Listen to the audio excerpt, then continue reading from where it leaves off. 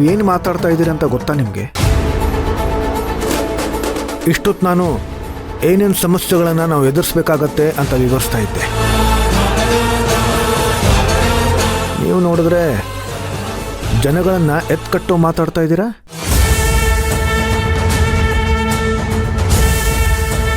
ಯಾಕೆ? ನಾನು ಅವ್ರನ್ನ ಎತ್ಕಟ್ತಾ ಇಲ್ಲ ಸರ್. ಅವರ ಸಹಾಯಕತೆನ, ಅವ್ರ ಹಕ್ಕನ್ನ ಹೇಗೆ ಕಾಲ್ ಕೆಳಗೆ ಹಾಕೊಂಡು ತುಳಿತಾ ಇದ್ದೀರಾ ಅಂತ ಎಚ್ಚರಿಸ್ತಾ ಇದ್ದೀನಿ. ದೇಶದಲ್ಲಿ ಯಾರು ರಸ್ತೆನೇ ಮಾಡ್ತಿಲ್ಲ, ಯಾರು ಲಾಭನೇ ಮಾಡ್ತಿಲ್ಲ ಅನ್ನೋ ಥರದಲ್ಲಿ ಮಾತಾಡ್ತಾ ಇದ್ದೀರಲ್ಲ, ಇದು ನ್ಯಾಯನಾ? ಲಾಭನೇ ಮಾಡ್ತಿಲ್ಲ ಅಂತ ನಾನು ಹೇಳ್ತಾ ಇಲ್ಲ, ಆದರೆ ಅದರಿಂದ ನಮಗೆ ಕಷ್ಟ ಆಗತ್ತೆ ಅಂತ ಹೇಳ್ತಾ ಇದ್ದೀನಿ. ಗೊತ್ತು ಸರ್. ಎಲ್ಲಿ ರೈತರು ನಿಮ್ಮ ಸಮಕ್ಕೆ ಬೆಳೆದ್ರೆ ನಿಮ್ಮ ಅಸ್ತಿತ್ವನ ಕಳ್ಕೊತೀನಿ ಅನ್ನೋ ಭಯ.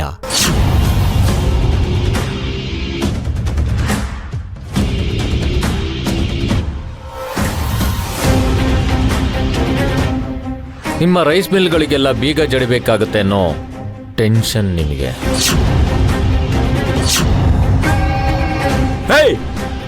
ಹದ್ದು ಮೀರ್ ಮಾತಾಡ್ತಾ ಇದೀಯ ನೀನು. ಚೆನ್ನಾಗಿರಲ್ಲ ಇದು.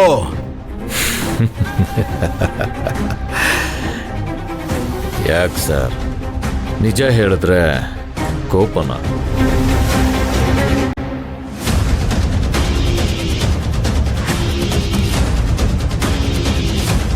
ತಲತಲಾಂತರದಿಂದ ನೀವು ಹೀಗೆ ದಬ್ಬಾಳಿಕೆ ಮಾಡ್ಕೊಂಡು ಬರ್ತಾ ಇದ್ದೀರಾ.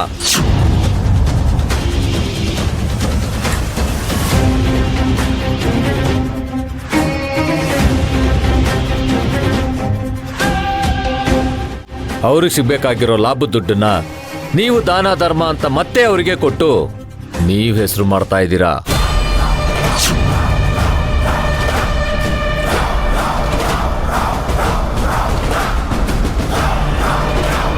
ಊರ್ ಮುಖಂಡರು ಯಾರೋ ಲೇವಾದೇವಿ ವ್ಯವಹಾರ ಮಾಡಬಾರ್ದು ಅಂತ ನೀವೇ ಸ್ವಂತ ಫೈನಾನ್ಸ್ ಕಂಪ್ನಿನ ಓಪನ್ ಮಾಡಿದ್ದೀರಾ.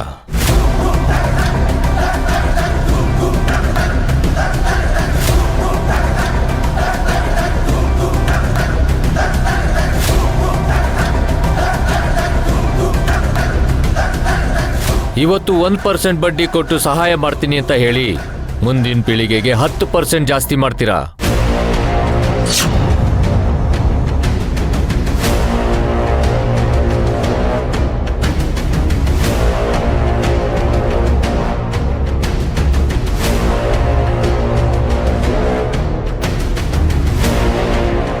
ಇವ್ರ ಹಿರಿಯರು ಮಾಡದಂತ ತಪ್ಪನ್ನ ಈಗ ಈ ರೈತರು ಮಾಡ್ತಾ ಇದ್ದಾರೆ.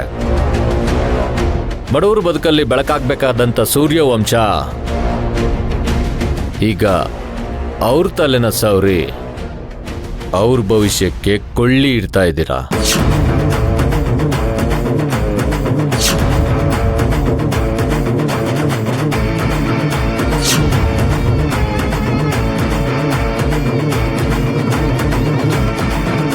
ತ್ಯಾಗ ಅನ್ನೋ ಹೆಸರಲ್ಲಿ ಲೂಟಿ ಮಾಡ್ತಾ ಇದ್ದೀರಾ.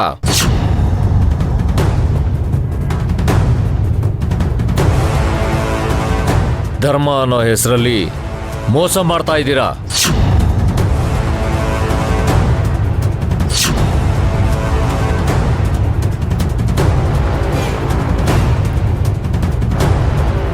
ಬಡವರ ಹಕ್ಕನ್ನ ಕಿತ್ಕೊಂಡಿರೋ ಕಲಬೆರಕೆ ವಂಶ ನಿಮ್ದು.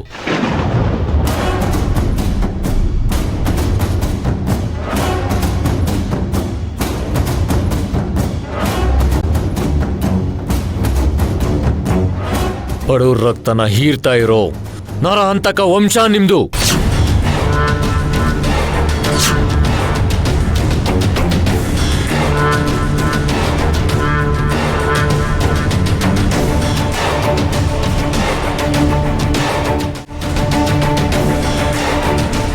ಬಲವಂತವಾಗಿ ಊರ್ ನಾಯಕನ ಪಟ್ಟ ಕಿತ್ಕೊಂಡಂತಹ ವಂಶ ನಿಮ್ದು.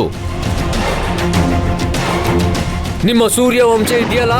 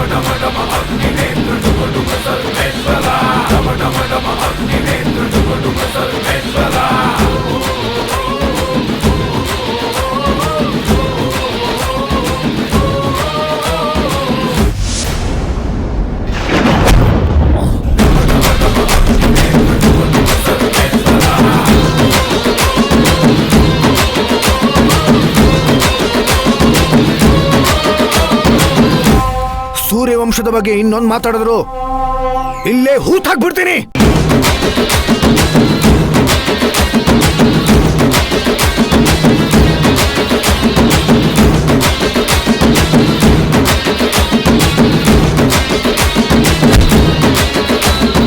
ಒಬ್ಬರ ಇತಿಹಾಸ, ವಂಶದ ವರ್ಚಸ್ಸು, ಅವ್ರು ನಡ್ಕೊಂಡು ಬಂದಿರೋ ದಾರಿ ಬಗ್ಗೆ ಎಳ್ಳಷ್ಟು ಗೊತ್ತಿಲ್ಲದೆ ಸುಮ್ಮನೆ ಮಾತಾಡಬೇಕು ಅಂತ ಮಾತಾಡಿದ್ರೆ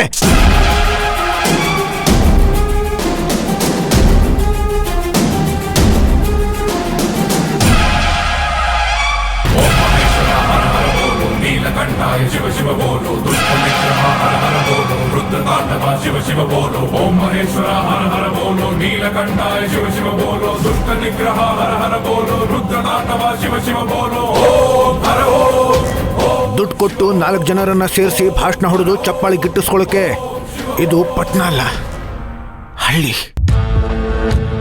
ಇಲ್ಲಿ ಅಭಿಮಾನಕ್ಕೆ ಜನ ಸೇರ್ತಾರೆ. ನಮ್ಮ ನಾಯಕ ಅಂತ ತಮ್ಮ ಹೃದಯದಲ್ಲಿಟ್ಟು ನಮ್ಮನ್ನ ಮೆರೆಸ್ತಾರೆ. ನೀನು ನೋಟ್ ಕೊಟ್ಟು ಓಟಿನ ಲೆಕ್ಕ ಹಾಕೋನು, ಆದರೆ ನಾವು ಅವರ ಕಷ್ಟಕ್ಕೆ ಹೆಗಲು ಕೊಟ್ಟು ಅವರ ನಗುವಿನಲ್ಲಿ ನೆಮ್ಮದಿ ಕಾಣೋರು.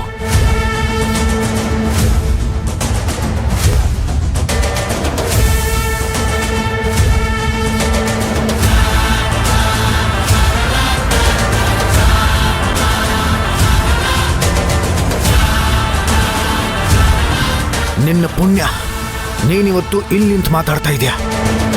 ಇದೇ ನಮ್ಮ ದೇವಸ್ಥಾನದ ಆವರಣದಲ್ಲಾಗಿದ್ರೆ ಸೂರ್ಯ ಖಡ್ಗದಿಂದ ನಿನ್ನ ರುಂಡಾನ ತೆಗೆದು ಆ ಜಗದಂಬೆ ಕಾಲಲ್ಲಿಡ್ತಾ ಇದ್ದೆ.